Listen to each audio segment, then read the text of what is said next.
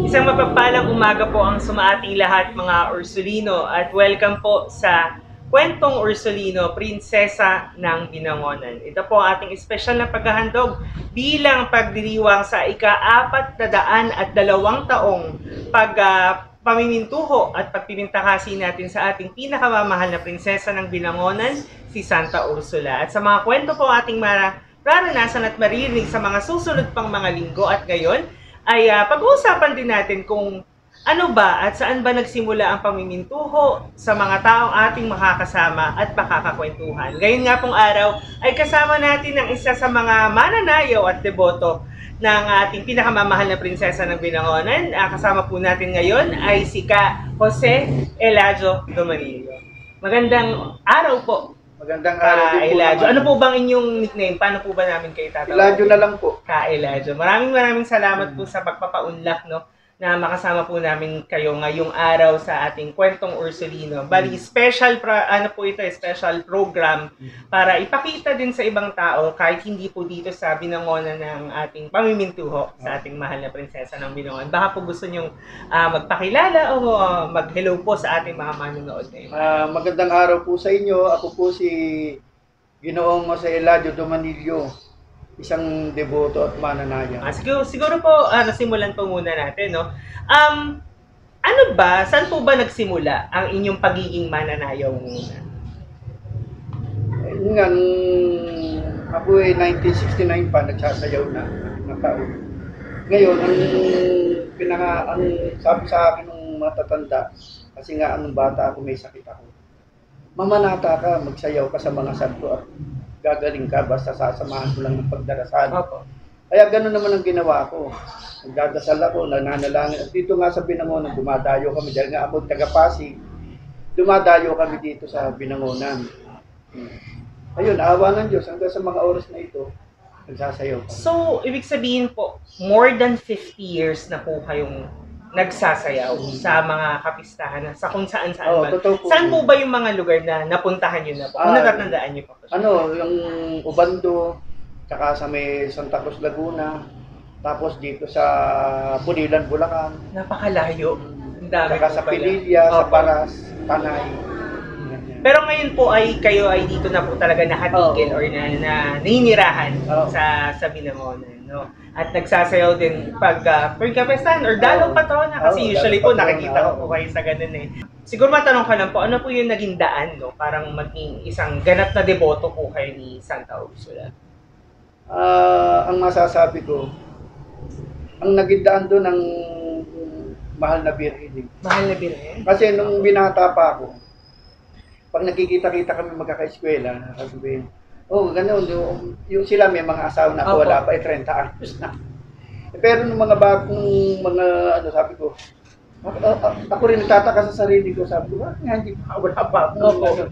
Yung magsisimba ako sa Pasig, pagkatapos ng misa, pumupunta ako sa retablo, lumuluhod ako sa mahal na birhen. Sabi ko, mahal na birhen, sabi ko gano'n, ibigay niyo sa akin yung magiging kakasamahin ko habang buhay, magiging asawa ko, gano'n. Ngayon, di palaging nagsisimba ko, gano'n. Hinihintay ko na umalis sa mga tao, tsaka pumupunta ako doon sa retablo ng Manabiri.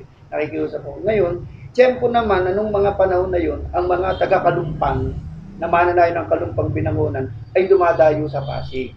Nagsasayaw din sila ron dahil may kumukumida sa kanila ron. Kami nagsasayaw doon. Kaya anong nangyari, nagkita kami ng misis ko doon sa pagsasayaw sa pagoda. Nagkita kami.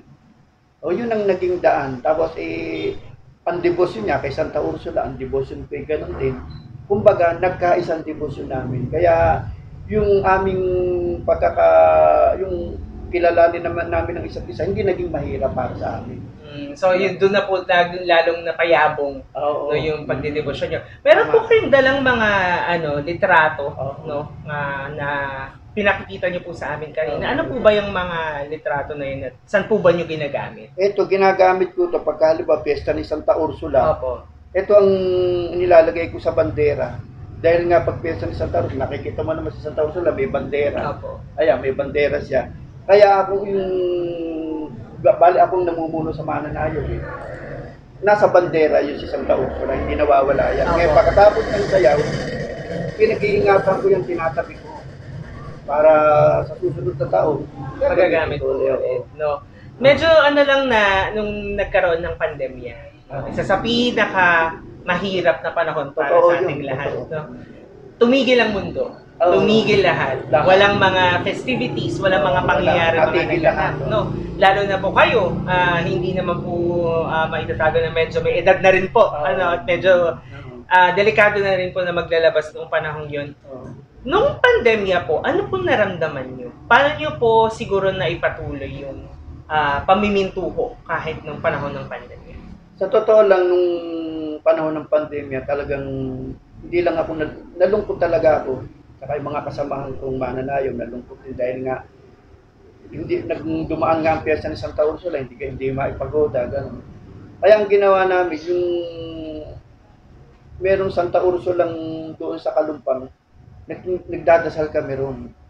Nagdesisyon, kinukumbita kami ng may-ari, magdasal kayo dito, nagdadasal kami. Tapos pag may dalaw patrona, sumasama kami. Ngayon, buti nga itong nakaraang pandemic, kahit na sabi mo walang pagoda, binigyan kami ng pagkakataon na makapagsayaw sa harap ng simbahan nung ika-400 years ng ating parokya ni Santa Ursula. Kami nakapagsayaw, kaya tuwan-tuwa kami, nakapagsayaw kami kahit mainit ang araw. Opo. Nakapagsayaw kami dahil sabi ko nga, hindi kami nakapagsayaw ng nakaraan, tama-tama, binigyan kami ng pagkakataon na makapagsayaw kami kay Santa Ursula. Ano pong naramdaman nyo? Kumbaga, yung panata namin ay natupad namin. Opo. Kaya natuwa kami. Ganun ang aming naramdaman. Noong mga panahon pong yun nung pandemya, nung talagang kalakasan at kataasan pa ng pandemya, ano po ang hinihiling ninyo? Ano po inyong pinananalangin kay Santa Ursula? Ang palagi ko pinapanalangin lang, palagi ko pinagdarasal sa gabi-gabi, yung matapos na sana ang pandemya dahil napakahirap. Kumbaga, lalong bumigat ang takbo ng buhay ng mga tao. Kaya talagang hinihiling ko na mawala na yung pandemya niya. Ay, awa naman ng Diyos, pinakinggan naman tayo. Buti naman po. At gayon ay medyo maluwag na at nagbabalik na po lahat. Sa lahat ng bayan. Opo, opo. May tanong ko lang din po, no, bilang isang deboto, no, anong buhay po siguro yung meron kayo ngayon? Paano nyo po pinapakita sa buhay ninyo ang pagiging isang deboto? Yan ay magandang tanong. Kasi sa aking sariling palagay, ang pagiging isang deboto ay hindi nagtatakbo sa pagsasayaw sa pagoda o pagbubuhat ng santo. Kailangan ang pagiging isang deboto mo ay dadalhin mo sa loob ng tahanan. Ang pagiging isang deboto. Kailangan pag ikaw naging isang deboto, dadalhin mo sa loob ng tahanan yung pagiging isang deboto, maging mapagmahal na asawa ka, maging ulirang ama o ina ng iyong mga anak, maging mapagmahal ka sa kapwa mo. Dahil kapag ikaw ay isang deboto, kalakip doon ng kababahang loob. Kailangan mababa ang kalooban mo, tsaka yung magandang pakikitungo mo sa kapwa. Yun ang sa akin sariling palaga. Kapag ikaw ay naging deboto. Dahil pag ikaw naging deboto, pag may tama o mali, siyempre pipiliin mo yung tama, iwawaksin mo yung mali, di ba? May pagsasaalang-alang, kumbaga. Yun, masasabi. Matanong ko lang din po siguro, na sa pamilya po ninyo, paano po yung debosyon ng buong pamilya mismo?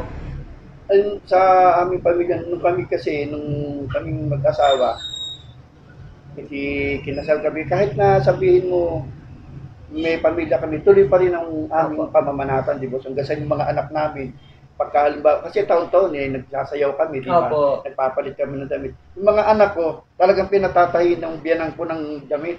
Pinagtatahi. Kasi yung biyanang ko mananahi ng mga damit ng mananayaw, siya tumatahi.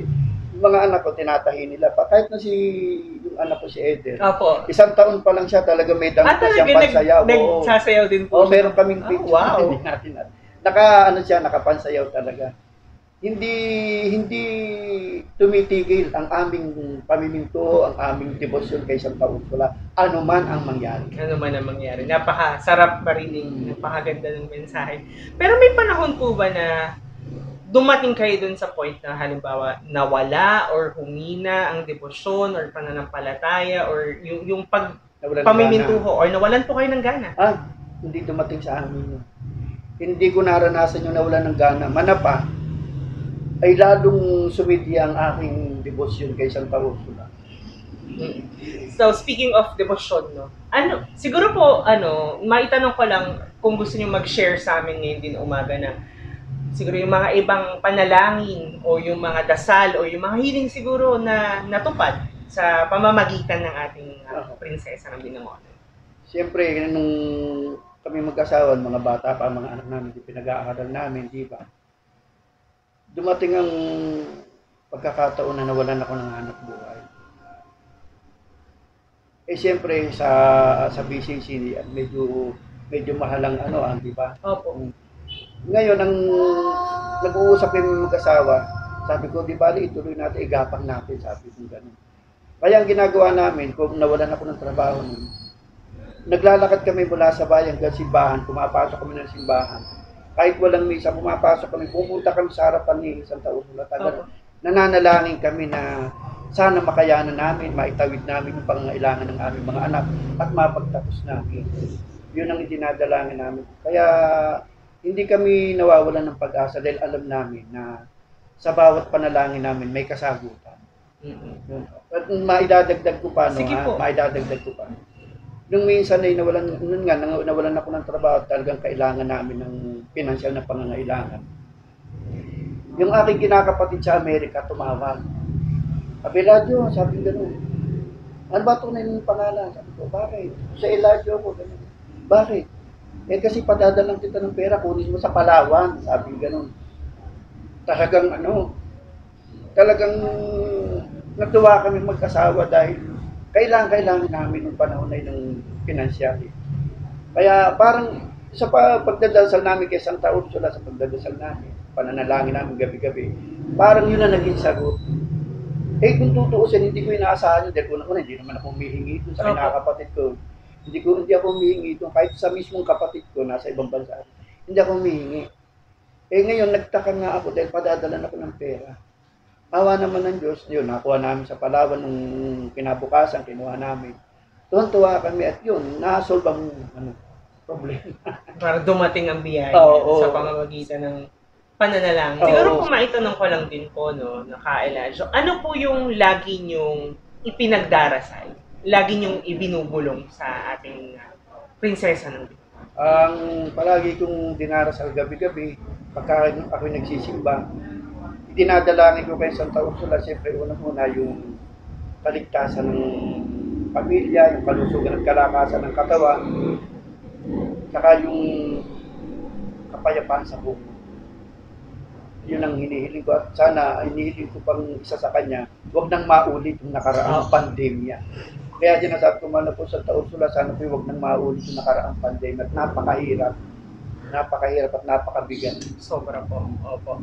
Siguro bilang pagtatapos na lang din po ng ating maiksing kwentuhan ngayong araw, baka po meron kayong gustong iwanan na mga salita o mensahe sa nagdedeboto or nagdedebosyon rather kay Santa Ursula.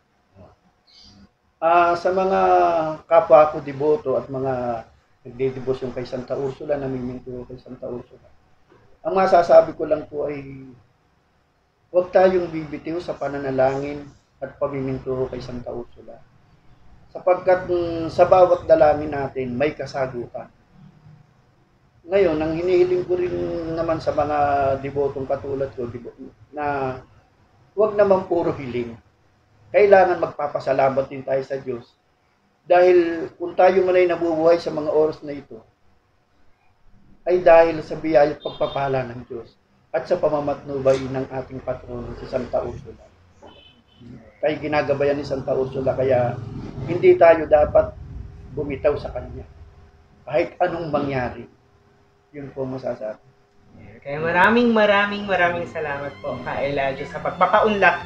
Siyempre na makakwentuhan po namin kayo ngayong araw para sa pagbibigay ng espesyal na programa or sa pamimintuho at pagdedebosyon natin kay Santa Ursula. Kaya mga Ursulino, maraming salamat sa pagsama sa amin ngayong araw. Kaya mga Ursulino, huwag niyo pong kalimutan na i-like, follow, and share ang aming official social media accounts at Ursulino Media. At nakikita niyo rin po kami syempre at mapapakinggan sa Radyo Ursulino na ipapalabas at mapaparinig po namin doon tuwing linggo ang mga banal na misa. Maraming salamat po sa pagsama sa amin ngayong araw at samahan niyo po kami sa susunod na episode ng Kwentong Ursulino, Prinsesa